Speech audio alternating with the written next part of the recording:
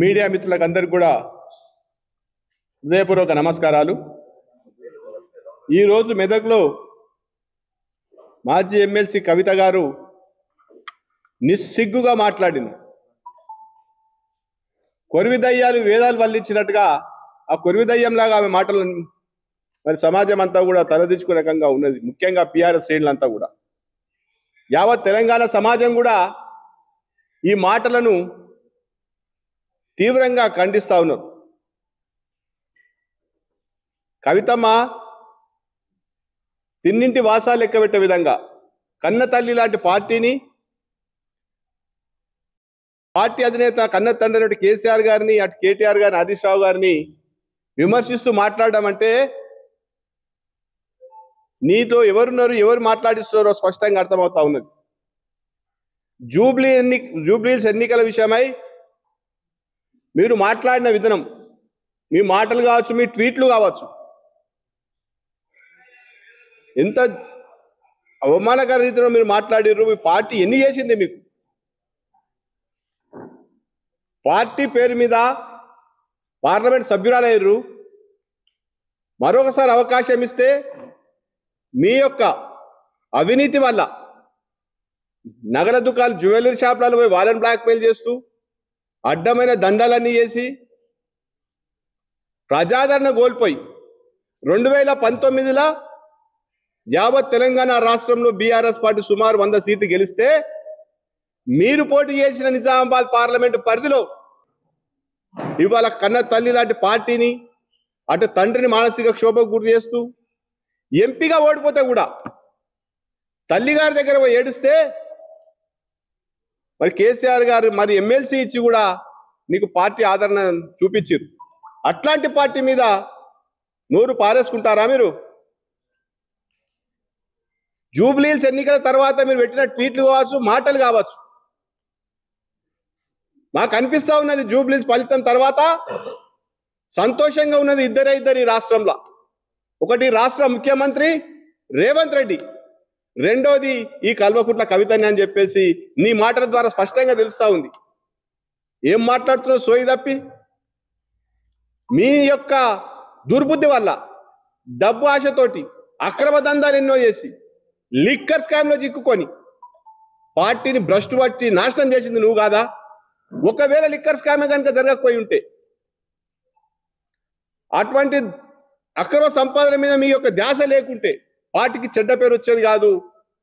ఆ రోజు 2023 ఎన్నికల్లో 1.82% ఓట్ల తేడాతో మాత్రమే మరి పార్టీ అధికారం కోల్పోయింది మాట వాస్తవం కాదా? చాలా మంది మేధావులు కుటుంబ పాలన అని చెప్పేసి ఏదో ప్రతిపక్ష పార్టీలు మాట్లాడుతూ ఉంటే వాటిని నిజం చేసే దిశగా నీ అక్రమ సంపాదన, నీ అక్రమ మార్గాలు, ఈ లిక్కర్ స్కామ్లు పార్టీని దెబ్బతీసినాయి. వారు పార్టీ కోసం నిరంతరం పోరాటం చేస్తూ అటు కేసీఆర్ గారు కావచ్చు, కేటీఆర్ గారు కావచ్చు, హరీష్ రావు గారు కావచ్చు, పార్టీని కాపాడుకుంటూ పార్టీ శ్రేణిలో ధైర్యం నింపుతూ ముందుకు పోతా ఉంటే పార్టీని పలచం చేసే మాటలు మాట్లాడుతా ఉన్నారు. ఇక ముందు ఇట్లాంటి మాటలు ఎక్కడ మాట్లాడినా యావత్ తెలంగాణలో ఉన్నట్టు బీఆర్ఎస్ శ్రేణులు అందరూ కూడా తగిన బుద్ధి చెప్పాల్సినటువంటి పరిస్థితి తెచ్చుకుంటా ఉన్నావు. తస్మాత్ జాగ్రత్త అని హెచ్చరిస్తా ఉన్నాం. ఇంకా మాట్లాడుతూ ఉన్నావు మెదక్కొచ్చి ఈ పిచ్చి పిచ్చి మాటలు మాట్లాడడానికి మెదక్ దాకా రావాలా? కేటీఆర్ గారిని, హరీష్ రావు గారిని బదనాం చేయడానికి, వారి మీద దుమ్మెత్తిపోయడానికి ఇక్కడ దాకా రావాల్సిన అవసరం ఉన్నదా? విచిత్రంగా ఉన్నది. ఇలా ప్రెస్ మీట్ సోదరులంతా మధ్యలో ఇలా ప్రెస్ మీట్ మాట్లాడి మెదక్ పట్టణంలో ప్రభుత్వాన్ని అట రిక్వెస్ట్ చేస్తూ ఉందట. ఆ గురుకుల పాఠశాల మడిగలలో నడుస్తూ ఉంది, పక్క భవనాలు కట్టాలి, రైతులకు పరిహారం అందించాలని నేను ప్రభుత్వాన్ని రిక్వెస్ట్ చేస్తా ఉన్నా అని రిక్వెస్ట్ మాట్లాడుతుంది. ఎవరి మీద పోరాటం చేస్తా ఉన్నావు? డిమాండ్ చేయాలి ప్రభుత్వం మీద. ప్రభుత్వం చేస్తున్న తప్పిదారులు, ప్రభుత్వం యొక్క అసమర్థతను ఎత్తి చూపాల్సినటువంటి నువ్వు ఇక నేను రిక్వెస్ట్ చేస్తా ఉన్నా అంటావు. ఇక్కడ కన్న తండ్రిగా కేసీఆర్ గారిని, తోడబుట్టిన కేటీఆర్ గారిని, కేసీఆర్ దైవంగా పార్టీ ఊపిరిగా బతుకుతున్నటువంటి హరీష్ రావు గారి మీద దుమ్మెత్తిపోస్తావు. చాలా క్లియర్గా అర్థమవుతా ఉన్న నీ ద్వంద్వ నీతి ఏందో, నీ యొక్క ఎజెండా, సీక్రెట్ ఎజెండా ఏందో. రేవంత్ రెడ్డి మెప్పు కోసం, కాంగ్రెస్ పార్టీ మెప్పు కోసం నీ ఇష్టం వచ్చినట్టు మాట్లాడుతా అంటే తెలంగాణ శ్రేణులు ఎక్కడ కూడా ఊరికొకరు తెలంగాణ సమాజం కూడా హర్షించాలన్న విషయాన్ని గుర్తుపెట్టుకోవాలి. ఇక కాళేశ్వరం గురించి మాట్లాడతావు. నీకు తెలుసో తెలియదో కాళేశ్వరం ప్రాజెక్టు గురించి పూర్తి అవగాహన లేకుండొచ్చు. మెదక్ జిల్లాలో ఉన్నటువంటి ఏదైతే మన పసుపులేరు ఉన్నదో హల్దీ, కాళేశ్వరం కంటే ముందే విధంగా ఉండే, ఇప్పుడే రకంగా ఉందో జర సోయి తెచ్చుకొని తెలుసుకొని మాట్లాడాలి. నోరుంది కదా అని చెప్పేసి నీ ఇష్టం వచ్చినట్టు మాట్లాడితే మాత్రం బాగుండదు. ఇవాళ మొత్తం యావత్ తెలంగాణలో కాళేశ్వరం ఫలాలు, ముఖ్యంగా మెదక్ వచ్చినావు కదా, మెదక్ ప్రాంతంలో ఈ హల్దీవాగు పరివాహక ప్రాంతం మొత్తం కూడా సస్యశ్యామలంగా దాదాపు 14 చెక్ డ్యాంలతోటి మంచి భూగర్భ జలాలు పెరిగి అద్భుతమైనటువంటి పంటలు పండుతా ఉన్నాయి. ఆ సోయి మరిచి కాళేశ్వరం మీద అవాకులు చవాకులు మాట్లాడతారు. ఇక్కడ హరీష్ రావు గారి అభివృద్ధి గురించి మాట్లాడుతూ, హరీష్ రావు గారికి ఏదో 400 ఎకరాలు ఉన్నది, మన రెడ్డిపల్లి చిప్పలు తుడితే అనేదో మాట్లాడింది. అసలు అసత్యం మాట్లాడడానికి, అజ్ఞాన మాటలు మాట్లాడడానికి ఏమన్నా సోయి ఉండాలి. చలో పోదాం పదా, మేము హరీష్ అన్న రిక్వెస్ట్ చేసినాం. ఇప్పుడు నిజమైతే నువ్వు అక్కడికి ఇప్పుడే ఈ రోజు సాయంత్రం వరకు పొద్దున్నరా అదే రెడ్డిపల్లిలో మీరు మాట్లాడిన సోకాడు 56-59 మంది రైతులకు అన్యాయం జరిగిందని మాట్లాడుతున్నారు. 400 ఎకరాలు ఆ రైతులకు పంచుదాం పదా. ఎక్కడ ఉన్నదో ఆ 400 ఎకరాలు హరీష్ రావు గారికి సంబంధించింది, ఆ పూర్తిగా కూడా మరి అక్కడ రెడ్డిపల్లి రైతులకు అందిద్దాం. వస్తారా? నిరూపిస్తావా? నిరూపించకపోతే ముక్కుకు నేలకు రాయాలని చెప్పేసి ఈ సందర్భంగా మేము డిమాండ్ చేస్తా ఉన్నాం. తమాషానా? పత్రికా ముఖంగా, మీడియా ముఖంగా కూడా ఇష్టం వచ్చిన అబద్ధాలు మాట్లాడుతూ మరి ప్రజలను, మీడియాను తప్పుదో పట్టే ప్రయత్నం చేస్తూ ఉంటే, వెకిలి ప్రయత్నాలు, చిల్లర మాటలు మాట్లాడితే బాగుండదని చెప్పి హెచ్చరిస్తా ఉన్నాం. మెదక్ అభివృద్ధి గురించి మాట్లాడతావు. మెదక్ అభివృద్ధి ఒకనాడు మెదక్ ఎలా ఉండే జిల్లా కేంద్రం కాకముందు కేసీఆర్ గారి నాయకత్వాన మెదక్ జిల్లా అయిన తర్వాత అద్భుతంగా ఈరోజు 2 బ్రిడ్జిలు కూడా కట్టుకున్నాం. మొత్తం మెదక్ పట్టణం అంతా కూడా పూర్తి స్థాయిలో మనం రోడ్లు ఏర్పాటు చేసుకోవడం జరిగింది. పచ్చని చెట్లతోటి మెదక్ పట్టణం కూడా డబుల్ లైన్ రోడ్లతో ఉన్నది. జిల్లా కలెక్టరేట్, ఎస్పీ కార్యాలయం, ఒక రైల్వే లైన్, అదేవిధంగా మెడికల్ కళాశాల, 100 పడకల ఆసుపత్రి, ప్రైవేట్ దవాఖాన తలదన్నే రీతిలో ఇవాళ ఈ మెదక్ ప్రాంతంలో పూర్తి స్థాయిలో వైద్య సేవలు అందుతున్నాయంటే కూడా అది కేవలం హరీష్ రావు గారి జిల్లా మంత్రిగా ఉన్నారు, ఇక్కడ పద్మా దేవేంద్ర రెడ్డి ఎమ్మెల్యేగా ఉన్నారు కాబట్టి సాధ్యమైంది. ఈ 2 సంవత్సరాల కాలంలో కాంగ్రెస్ పార్టీ ఏం చేసింది గది ప్రశ్నించకుండా కేవలం బీఆర్ఎస్ పార్టీని దుమ్మెత్తిపోయడానికి మీరు మీదకి వచ్చినట్టుగా ఇక్కడ కనబడతా ఉన్నది. జై ప్రజాపక్షాన్ని నిలబడి పోరాటం చేయాల్సిన అవసరం ఉంటుంది. జై జాగృతి తరపున ప్రయత్నం చేయి, అంతే తప్ప అసత్య ప్రచారాలు మానుకోవాలని చెప్పేసి మేము ఈ సందర్భంగా మీకు సూచిస్తా ఉన్నాం. ఇంకా చాలా విషయాలు మాట్లాడారు. జూబ్లీహిల్స్ ఎన్నిక గురించి. జూబ్లీహిల్స్ ఎన్నికలు మేము అక్కడ ప్రత్యక్షంగా దాదాపు 20-25 రోజులు అక్కడే ఉండి పనిచేసినాం.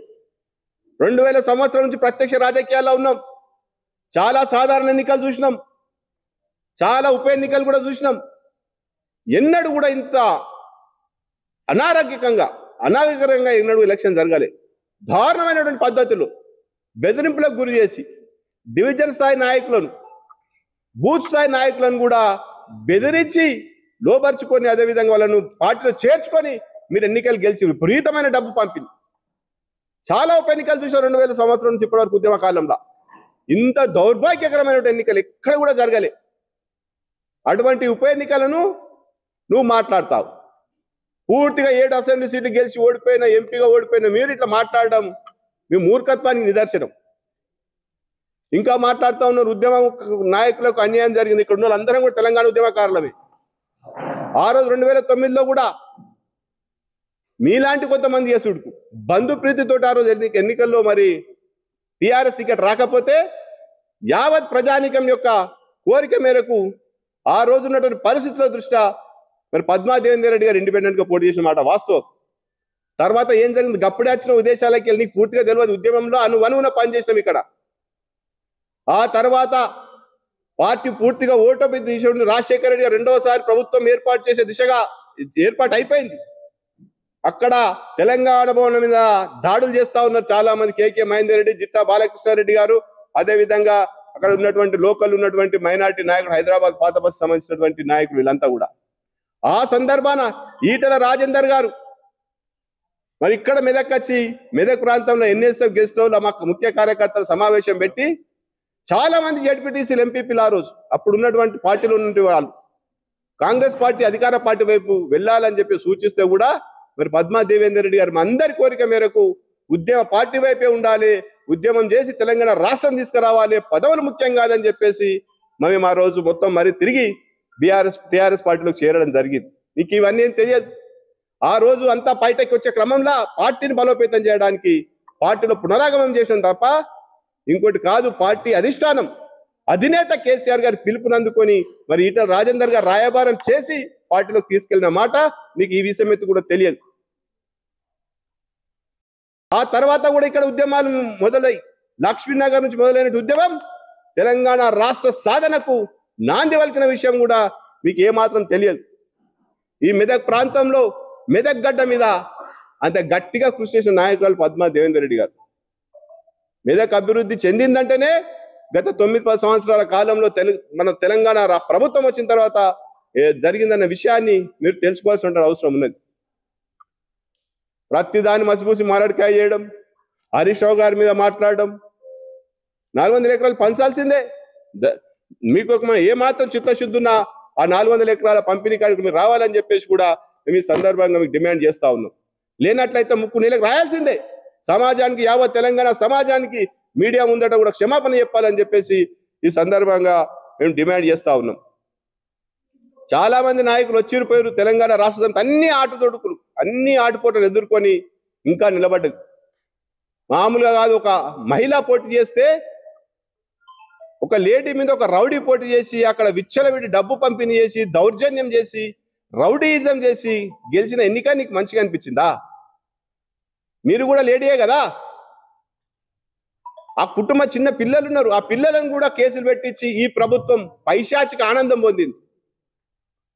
గా విషయం చోయి తెచ్చుకొని మాట్లాడు.